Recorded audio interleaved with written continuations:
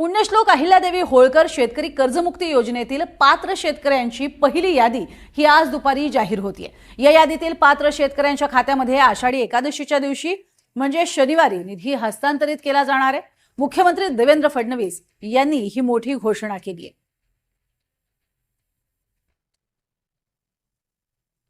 आजच्या कॅबिनेटमध्ये कर्जमाफीच्या संदर्भातले काही निकष आहेत ते बदलले गेले, त्याच्यामुळे लाभार्थी शेतकऱ्यांची संख्या वाढताना दिसून येते।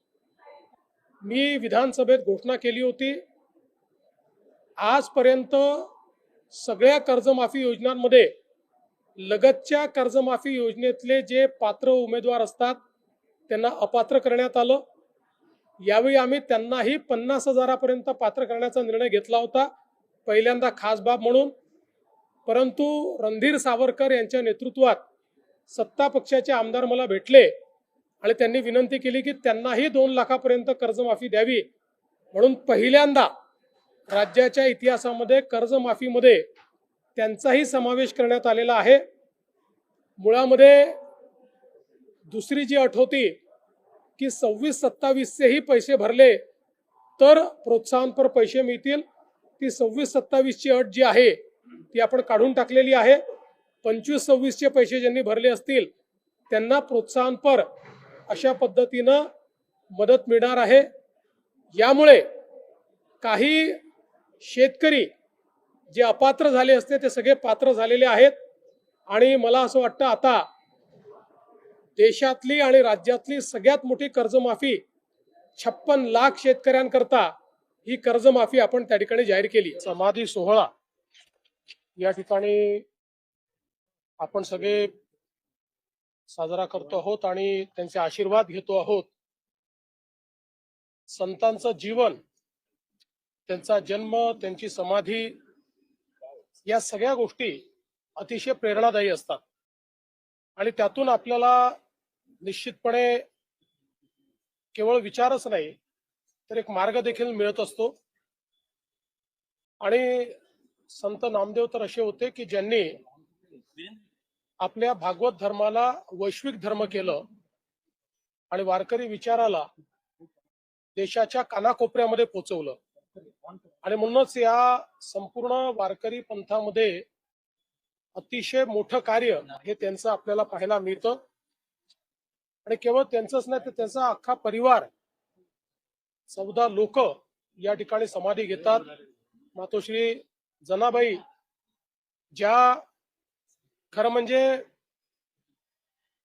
त्या काळच्या सामाजिक विषमतेचा एक भाग होत्या, पण ज्या प्रकारे त्यांनी या संतांच्या मांदियाळीमध्ये अभूतपूर्व कार्य केलं, अशा सर्व संतांचं या ठिकाणी विचार साजरे झाले पाहिजेत या दृष्टीनं आम्ही सगळे आलो आहोत।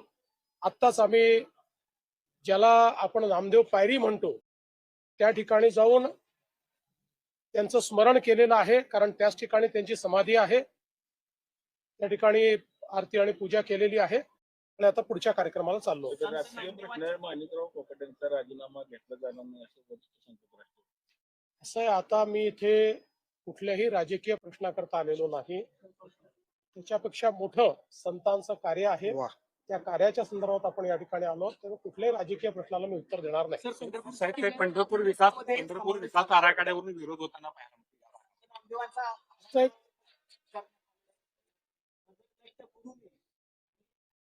विश्वास आहे, उद्धवला पण दाखवलाय, 2019ला पण दाखवलाय, 24ला पण दाखवलाय, लोकांना आपल्याकडे अपेक्षा आहे।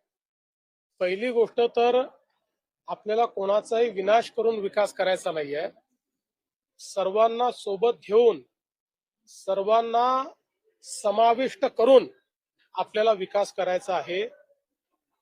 ज्यांच्या दुकानं किंवा ज्यांच्या घरांवर आपल्याला त्या ठिकाणी कॉरिडॉरमुळे जर काही कारवाई करावी लागली तर त्यांना अतिशय चांगल्या पद्धतीनं या ठिकाणी समाविष्ट करून घेण्यात येईल, कोणाचंही नुकसान होणार नाही अशा प्रकारचा कॉरिडॉर तयार करण्यात येणार आहे। पण कोट्यावधी लोक या ठिकाणी येतात आणि त्यांची अव्यवस्था होत राहते, हे मात्र योग्य नाहीये। त्यामुळे सगळ्यांना सोबत घेऊन, आणि मला विश्वास आहे की ज्यावेळी आम्ही जनतेत जाऊ त्यामुळे त्यांचाही मोठा पाठिंबा आम्हाला मिळेल.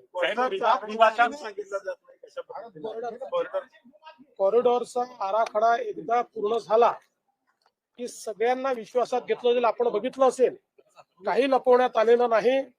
सर्वांशी या ठिकाणी सरकारच्या अधिकाऱ्यांनी चर्चा केली आहे, सर्वांना प्रश्नावली दिली आहे, सगळ्यांची माहिती घेतलेली आहे. कुठेही लपून छपून काम चाललेलं नाही. जे काम आहे ते उघड काम आहे, उघड काम होणार आहे, कारण चोरी नाही आहे. पंढरपूर विकास आराखडा म्हणजे चोरी नाहीये. पंढरपूर विकास आराखडा म्हणजे सर्व लोकांना सोबत घेऊन आपल्या श्री विठ्ठलाचं जे मंदिर आहे त्या मंदिराचा आणि आपल्या संपूर्ण या परिसराचा विकास करणं हे याचं ध्येय आहे.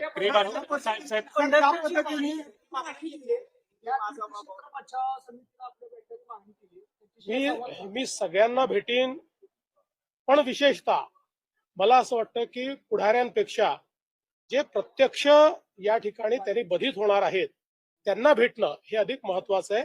त्यांच्याही लोकांना भेटेल, पण पुढाऱ्यांना भेटायचं पुढाऱ्यांना भेटेल. त्रिभाषा धोरणावर केंद्रानं स्पष्टीकरण दिले, तर राज्याचं इथे मी कुठल्याही दुसऱ्या प्रश्नाला उत्तर देणार नाही. राज्यपालांनी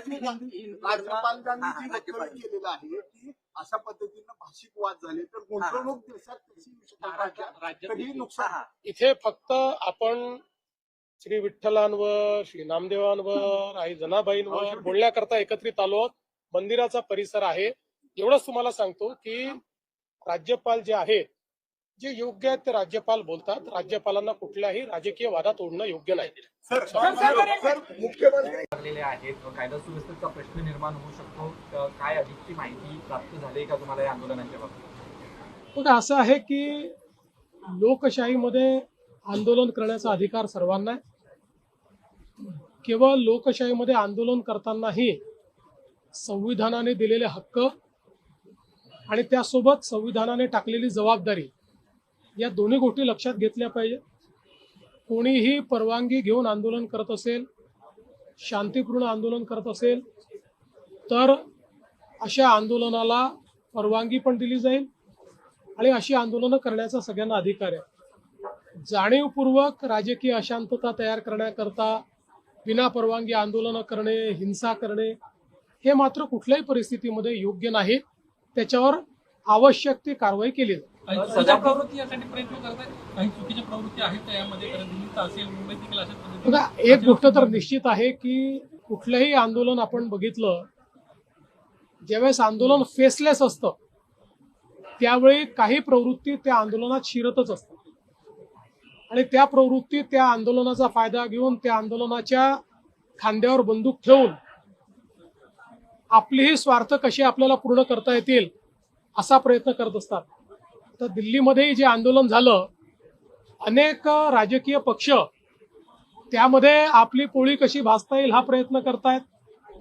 अनेक अशा संघटना की ज्या संघटना. नमस्कार शेतकरी मित्रांनो, कर्जमाफीची यादी आज दुपारी 2 वाजल्याच्या नंतर ही जाहीर होणार आहे. शेतकऱ्यांसाठी आताची सर्वात मोठी बातमी आहे. आपल्या राज्याचे मुख्यमंत्री देवेंद्र फडणवीस यांनी मोठी बातमी दिलेली आहे व तसेच आपल्या राज्याचे सहकार मंत्री यांनी सुद्धा शेतकऱ्यांसाठी मोठी बातमी दिलेली आहे. आज दुपारी 2 वाजल्याच्या नंतर शेतकरी कर्जमाफीची यादी, पहिली यादी ही प्रसिद्ध होणार आहे. तर शेतकरी मित्रांनो, ही अतिशय महत्त्वाची अशी माहिती आहे. हा व्हिडिओ जास्तीत जास्त शेतकऱ्यांपर्यंत नक्की पोहोचवा आणि दुपारी 2च्या नंतर तुमचं यादीमध्ये नाव आहे का नाही ते नक्की चेक करा, कारण की आज पहिली यादी जाहीर होणार आहे. तर शेतकरी मित्रांनो, अशाच आणखी नवनवीन माहितीसाठी आपल्या या चॅनलला लाईक, शेअर आणि सबस्क्राईब करायला विसरू नका. धन्यवाद मित्रांनो. जय हिंद, जय महाराष्ट्र.